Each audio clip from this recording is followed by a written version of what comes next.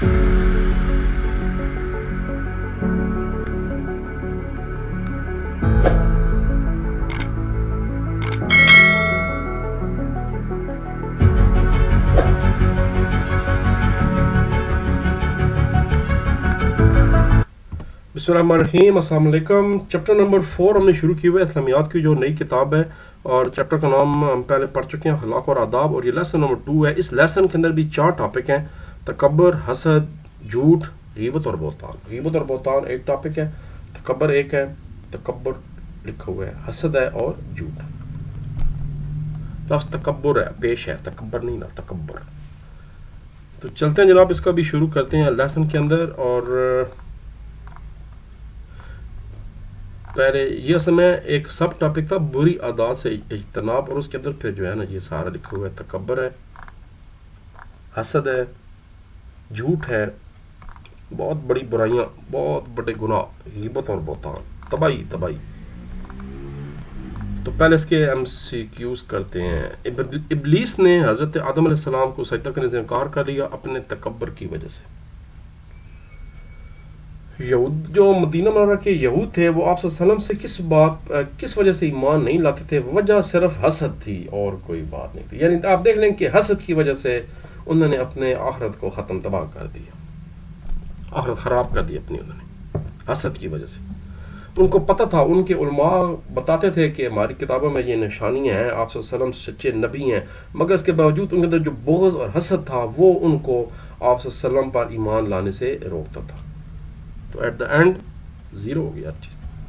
हदीस नबी सल्लल्लाहु अलैहि वसल्लम के मुताबिक मुनाफिक की निशानी ये भी है कि वो झूठ बोलता है। मोमन की निशानी जो बताई गई उसमें एक निशानी ये भी बताई गई है कि मोमन झूठ नहीं बोलता, और मुनाफिक की निशानी है कि मुनाफिक झूठ बोलता है। कुरान मजीद में मुर्दा भाई का गोश्त खाने की तशबीह दी गई है गीबत करने वाले। वही बात है, हर टॉपिक से एक एक शॉर्ट क्वेश्चन है। तकब्बर के कोई से 2 नुकसानात बयान करें, पेज नंबर 86।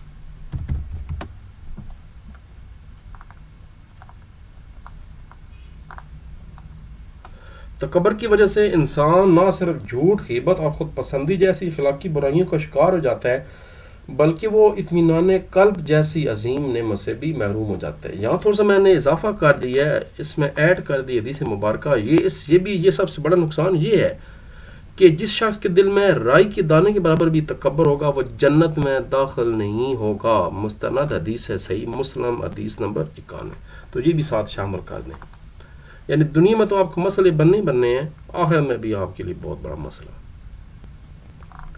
अगला जो शॉर्ट क्वेश्चन है वो है मेरा ख्याल हसद वाले टॉपिक से। रश्क और हसद में फ़र्क वाज़े करें। ये बहुत अहम सवाल था, बोर्ड में आ चुका है पहले भी। पेज नंबर 86 पे है।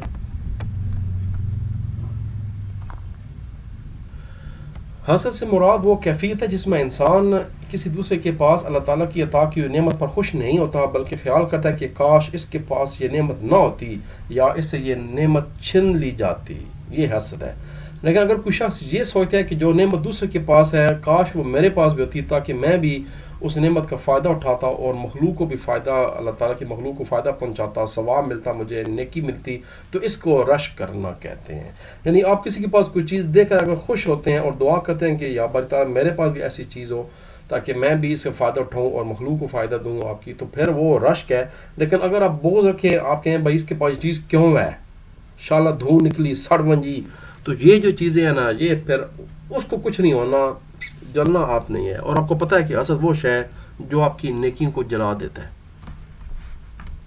हसद खुद ही अपनी आग में जल के मर जाता है।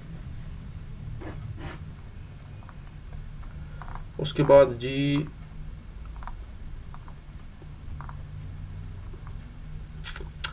झूठ की 4 मुख्तलिफ सूरतें तहरीर करें, पेज नंबर 87।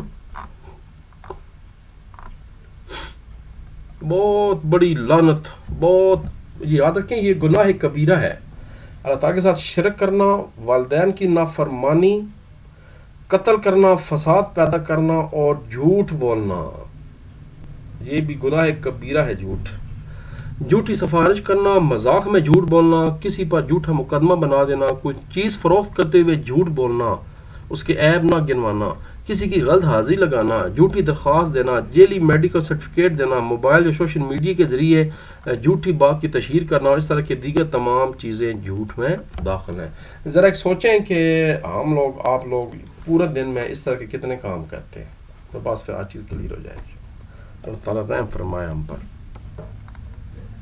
اور یہ مذاق میں تو جھوٹ میرا خیال ہے ہماری عادت ہے جو ہے نا کرتے، باتوں باتوں میں دوستوں کے ساتھ بیٹھے ہوں تو ان کو مذاق کرنا شروع کر دیں گے، جھوٹ بولیں گے۔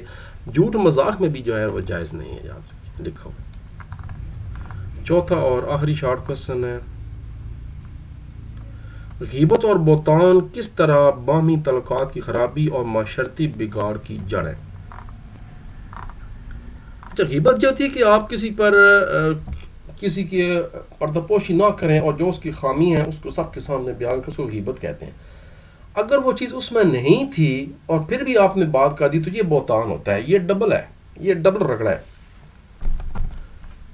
دیکھیں غیبت اور یہ ویسے میں آپ کو صرف ڈیفینیشن بتا رہا ہوں، شارٹ کو سے نیچے ہے، کسی کی غیر موجودگی میں اس کی برائی بیان کرنا، اگر وہ برائی اس میں موجود ہو تو اسے غیبت کہتے ہیں، اگر موجود نہ ہو تو اسے بہتان کہتے ہیں۔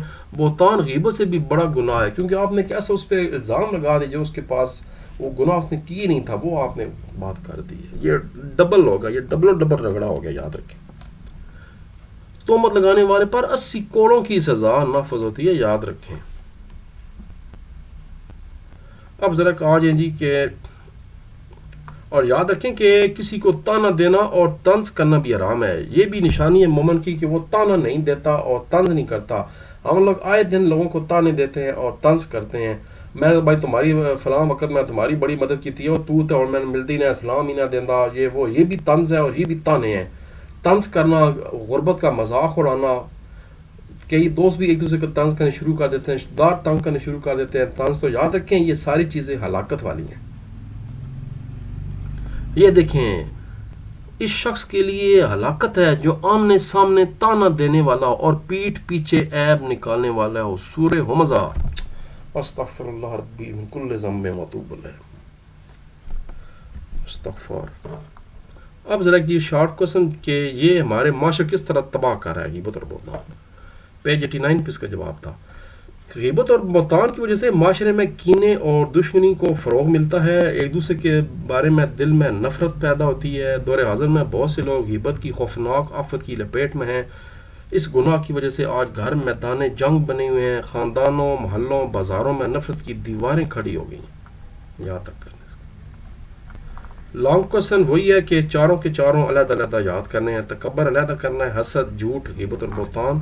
تو دیکھتے ہیں اگر یہ چھوٹا کیا جا سکتا ہے تو ورنہ ایک دفعہ اس کو پڑھ لیں، یہ ہے ہی ویسے ٹاپک چھوٹے۔ اب دیکھیں یہ ہے ہی آدھا صفحہ، پہلے ڈیفینیشن آ گئی، پھر روٹین کے مطابق پہلے اللہ تبارک و تعالیٰ کی آیت مبارکہ، اس کے بعد تکبر کی تینوں صورتیں آ گئیں، اللہ تعالیٰ کے ساتھ خود کو شریک ٹھہرانا، یہ سب سے بڑا تکبر۔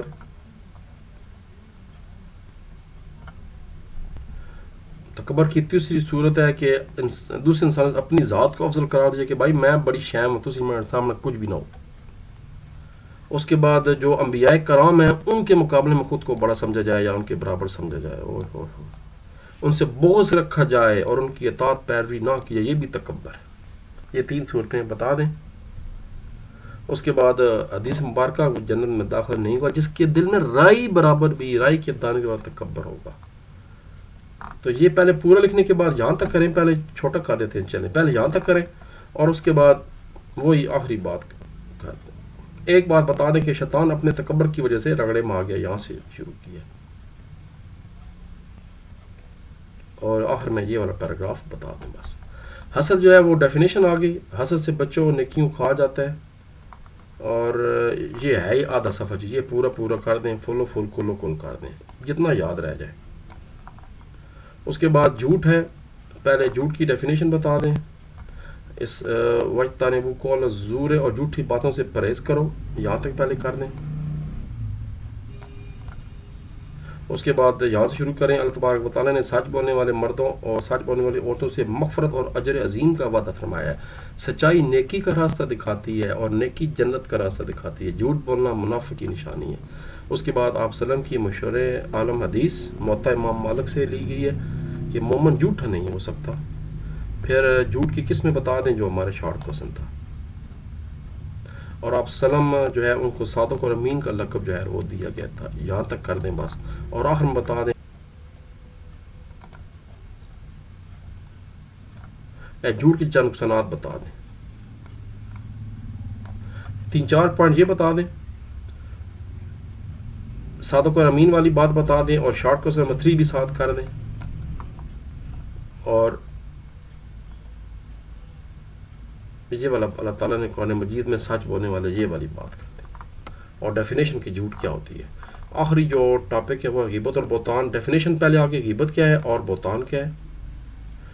کسی پر جھوٹا الزام لگانا بھی بہتان ہے, اسے تہمت لگانا بھی کہتے ہیں. تہمت بہت بڑا جرم ہے. یہاں تک کرنے کے بعد پہلے یہاں تک کر دیں, اس کے بعد اللہ تعالیٰ کا ارشاد مبارکہ آ جائیں, ہلاکت ہر اس شخص کے لیے یہاں سے لے کر پھر اس طرح حدیث شریف آ جائے.